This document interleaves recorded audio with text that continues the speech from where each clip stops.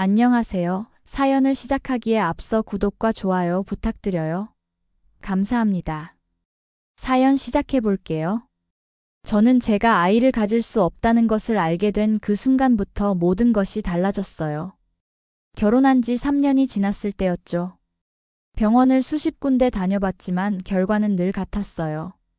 죄송합니다만 임신이 어려울 것 같습니다. 처음에 남편은 괜찮다고 했어요. 아이가 없어도 우리는 행복할 수 있다고요.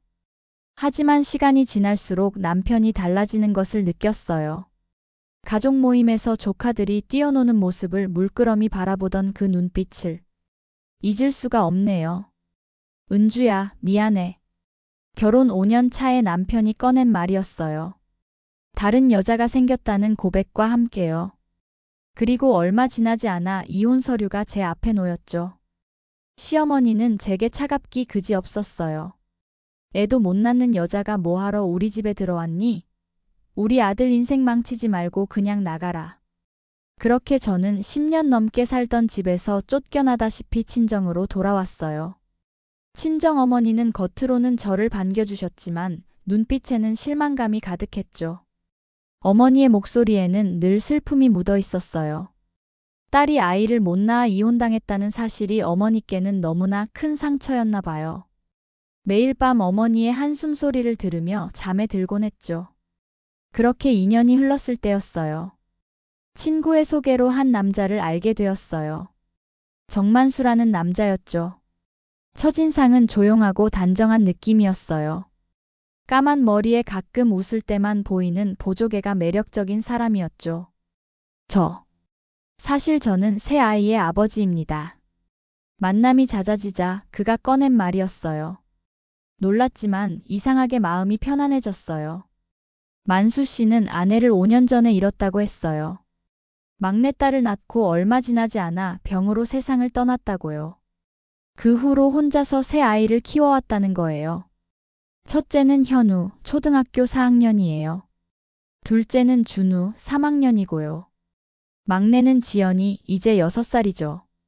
세 아이 모두 착해요. 하지만 아무래도 엄마가 없어서 그런지 항상 무언가 부족해 보여요. 그의 이야기를 들으며 제 마음속에 작은 불씨가 피어오르는 것을 느꼈어요. 어쩌면 내가 그 아이들의 엄마가 될 수 있지 않을까? 우리는 만남을 이어갔고 서로에 대해 더 많이 알아갔어요.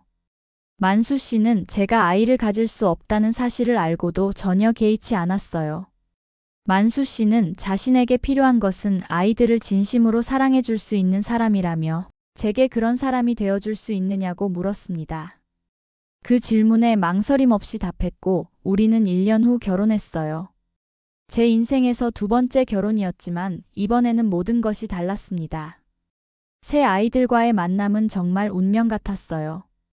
첫째 현우는 처음에는 무뚝뚝했지만 시간이 지날수록 마음을 열었고 둘째 준우는 호기심이 많고 장난기 가득한 아이였습니다. 특히 막내 지연이는 제가 처음 만난 날부터 저를 따랐어요. 새 엄마가 무섭다는 선입견을 갖지 않고 오히려 제가 예쁘고 착하다며 금세 마음을 열었죠. 지연이의 그런 모습에 저는 눈물이 날 정도로 감동했습니다.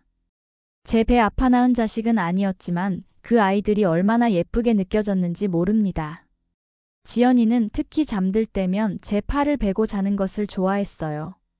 우리는 지방에 넓은 마당이 있는 전원주택에서 살았어요. 만수 씨는 크진 않았지만 탄탄한 중소기업을 운영하고 있었고 외아들이라 부모님이 물려준 땅도 꽤 있었죠. 아파트도 2채나 있었어요.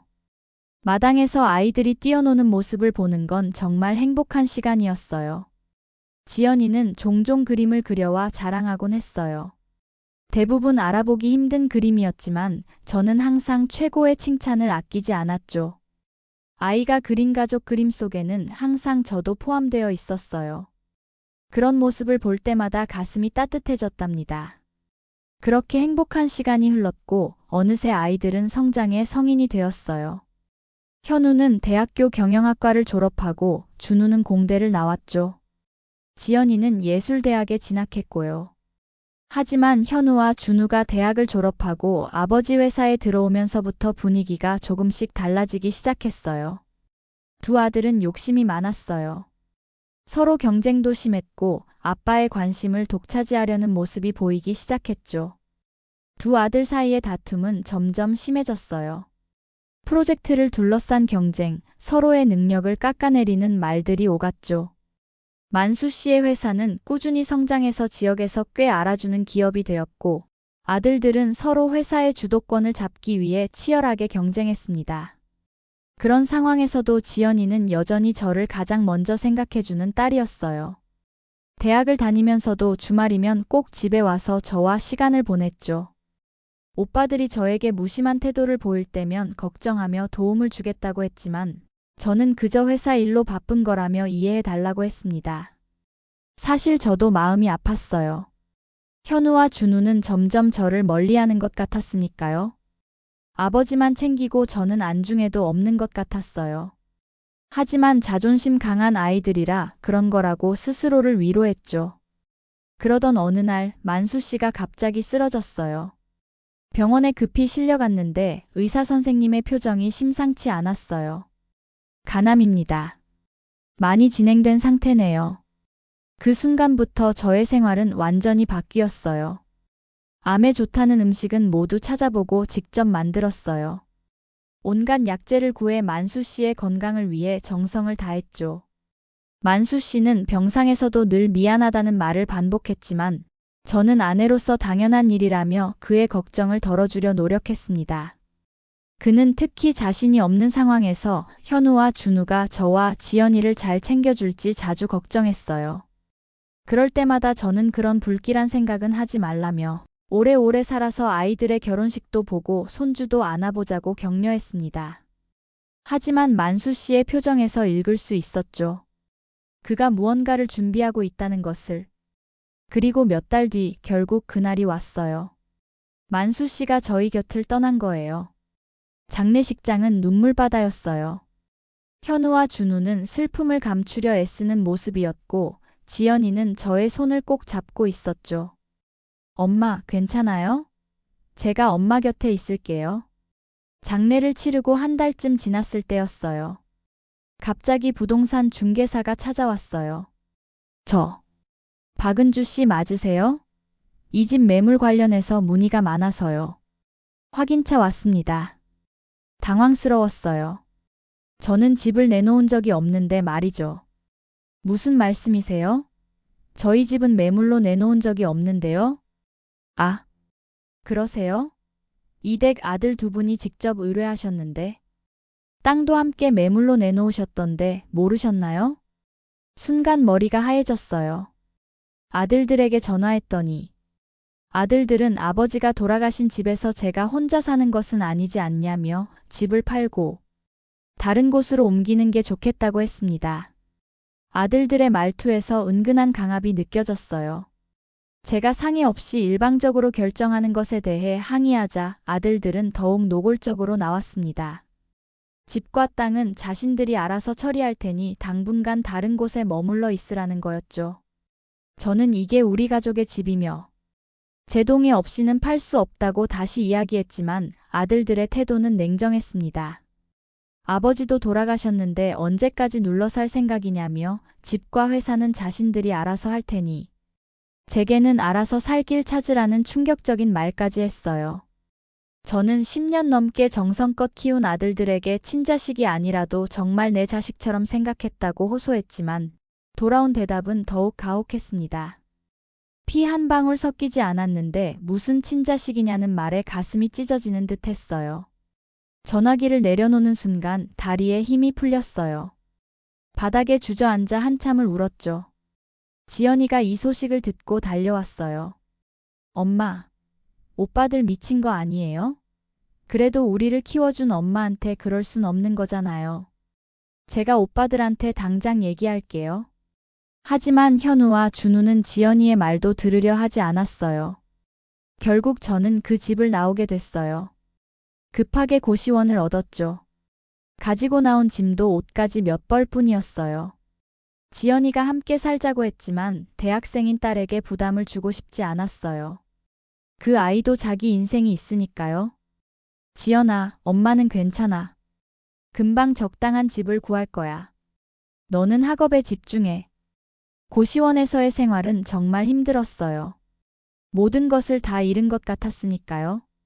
그렇게 일주일이 지났을 때였어요. 만수 씨의 오랜 친구인 김 변호사님에게서 연락이 왔어요. 은주 씨, 만나서 할 이야기가 있습니다. 중요한 일이에요. 궁금했지만 별다른 기대 없이 만남의 자리로 나갔어요. 김 변호사님은 서류 봉투와 편지 봉투 4개를 건네주셨어요.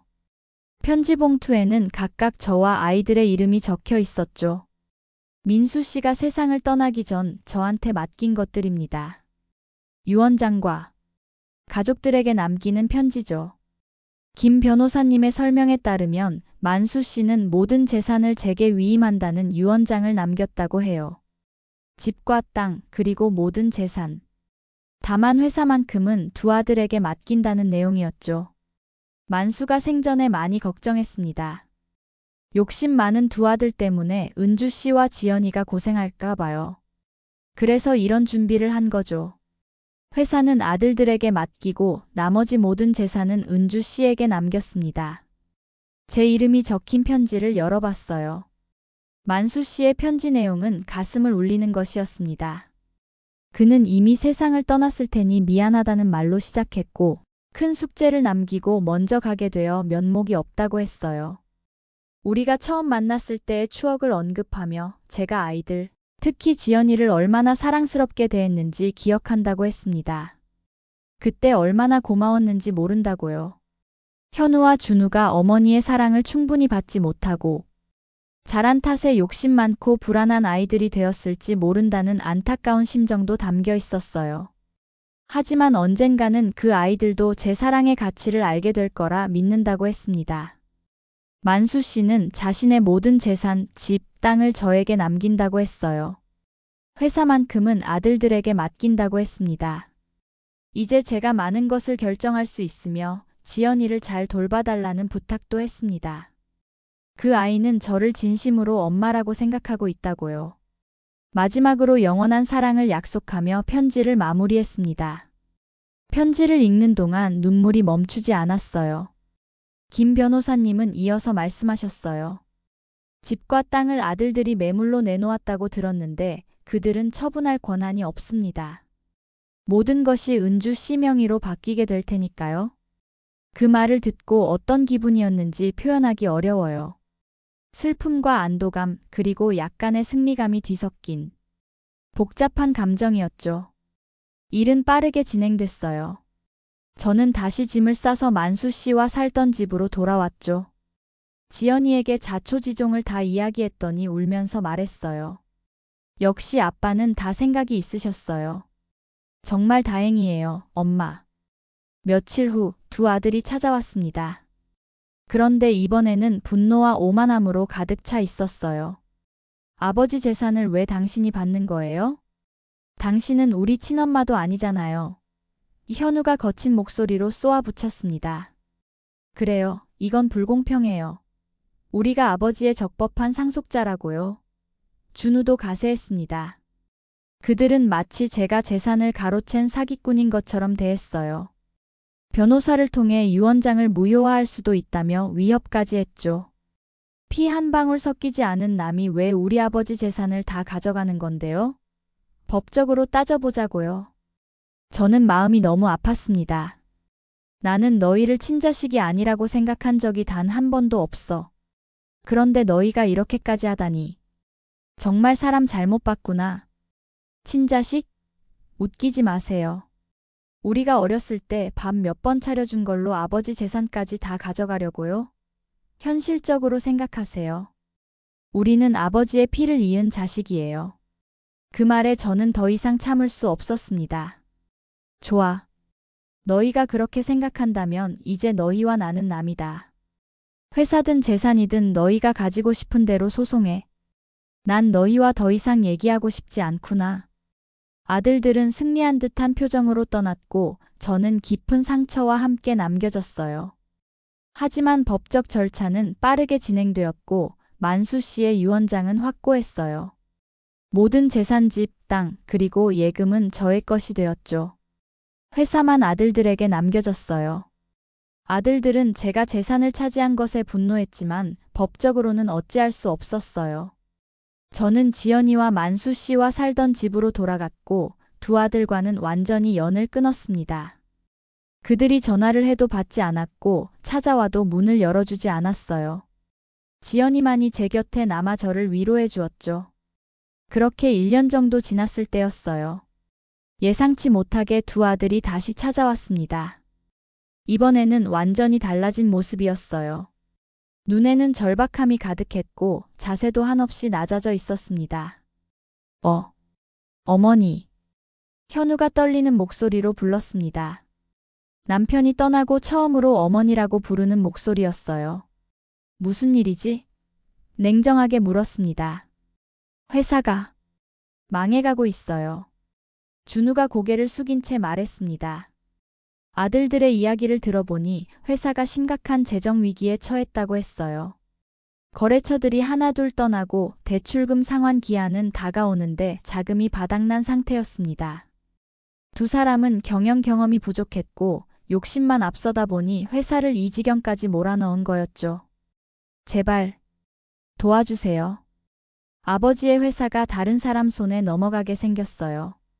현우가 애원했습니다. 저는 냉정하게 말했어요. 내가 왜 도와줘야 하지? 난 피 한 방울 섞이지 않은 남이잖아. 너희가 그렇게 말했었지? 두 아들은 눈물을 흘리며 사과했습니다. 욕심에 눈이 멀어 어머니를 배신했다고 얼마나 어리석었는지 이제야 깨달았다고요. 이제 와서 그런 말이 무슨 소용이 있겠니? 너희가 나를 어떻게 대했는지 기억나? 결국 나를 고시원에서 살게 했던 거 기억나? 정말 죄송합니다. 우리가 잘못했어요. 준우가 흐느꼈습니다. 저는 천천히 일어나 금고에서 서류 한 묶음을 꺼냈어요. 그것은 만수 씨가 남긴 또 다른 유언장이었습니다. 너희 아버지는 이런 상황까지 예상하고 계셨어. 회사가 어려워지면 내가 결정할 수 있도록 회사의 일부 주식도 내게 맡기셨단다. 두 아들의 눈이 커졌습니다. 그래, 내가 원하면 지금 당장 너희를 회사에서 쫓아낼 수도 있어. 하지만 저는 서류를 내려놓았습니다. 난 그렇게 하지 않을 거야. 대신에 조건이 있어. 저는 아들들에게 냉정한 목소리로 조건을 제시했습니다. 첫째, 두 사람 모두 경영 교육을 받을 것. 둘째, 매주 일요일 저녁 식사는 반드시 이 집에서 함께 할 것. 이걸 지키면 내가 가진 주식은 지연이에게 줄 생각이야. 현우와 준우는 놀란 표정이었지만 곧 고개를 끄덕였습니다. 아들들은 주저없이 고개를 숙이고 눈물을 흘리며 진심 어린 사과를 했습니다. 저는 그제서야 마음이 조금 풀렸어요. 자, 이제 회사 문제를 해결해보자. 저는 만수 씨가 남긴 재산으로 회사에 급한 불을 끄고 제 명의로 된 땅 중 일부를 담보로 대출을 받아 급한 불을 껐어요. 하지만 쉽게 용서하지는 않았어요. 아들들이 진정으로 변화할 때까지 매주 진행 상황을 보고받았고 중요한 경영 결정에도 참여했죠. 지연이는 그런 저를 보며 미소 지었습니다. 시간이 지나면서 회사는 다시 안정을 찾았고 아들들은 진정으로 변화했습니다. 더 이상 저를 피 한 방울 섞이지 않은 남으로 대하지 않았어요. 그날 이후로 우리 가족은 다시 하나가 되어가기 시작했습니다. 하지만 이전과는 달랐어요. 이제는 제가 확실한 주도권을 쥐고 있었고 아들들은 그것을 인정했습니다. 지연이는 대학을 졸업하고 회사의 디자인 부서를 맡게 되었고 회사는 지연이의 신선한 아이디어로 더욱 발전했죠. 가장 기뻤던 순간은 현우가 첫 아이를 얻었을 때였어요. 현우는 아기를 제게 안겨주며 말했습니다. 어머니, 그동안 죄송했어요. 그 순간 저는 만수 씨가 천국에서 미소 짓고 있을 거라고 생각했어요. 피로 맺어진 가족도 있지만 사랑과 상처, 그리고 용서로 맺어진 가족도 있다는 것. 제가 깨달은 가장 소중한 진리예요. 그리고 때로는 냉정한 교훈이 진정한 사랑의 시작이 될 수도 있다는 것도요. 오늘도 저는 엄마라는 이름으로 살아갑니다. 이제는 그 어떤 이름보다 단단하고 강인한 이름이 되었죠. 제 긴 이야기를 끝까지 들어주셔서 감사합니다. 구독과 좋아요, 알림 설정까지 잊지 마세요.